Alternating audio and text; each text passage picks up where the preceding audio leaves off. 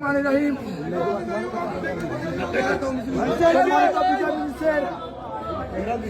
জনতা প্রিয় মানুষ, আমরা জানি আমরা এই অবহেলিত রাজনগরের দীর্ঘ 50 বছর পর আজকে এই দীর্ঘ 1 ঘন্টা আগে আমরা যে সুখবর পেয়েছি যে আমাদের রাজনগরের কৃতি সন্তান মৌলভীবাজার জেলার গর্ব আমাদের মাননীয়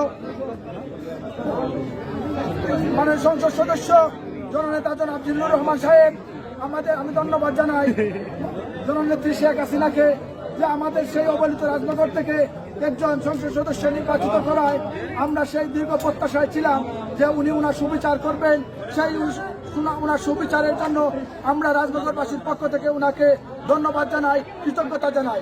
আমি বিশ্বাস করি যে আমরা আগেই বলেছিলাম যে রাজনগরের উন্নয়নের জন্য যেই নৌকা প্রতীক নিয়ে আসবে আমরা সবাই সেই নৌকা প্রতীকের পক্ষ হয়ে কাজ করব। আজ আমরা আমাদের রাজনগরের কৃতি সন্তান জননেতা জনাব জিল্লুর রহমান সেই নৌকা প্রতীক নিয়ে আসছেন।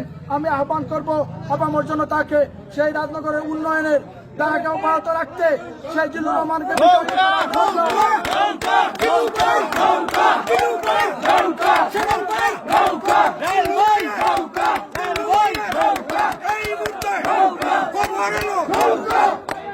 সেই নৌকা মার্কাকে বিজয় করার জন্য আজ থেকে 7 তারিখ পর্যন্ত আমরা আওয়ামী লীগ, যুবলীগ, ছাত্রলীগ সবাই আমরা রাত দিন মাঠে থাকবো। আমরা জিল্লুর রহমানকে বিজয় করে তারপর আমরা ঘরে পড়বো ইনশাআল্লাহ।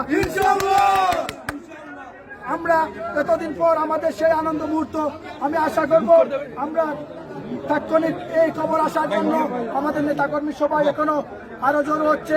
আমরা এখানে অপেক্ষা করব শান্তি শৃঙ্খলা মতো আমরা আবারও বিজয় মিছিল করব।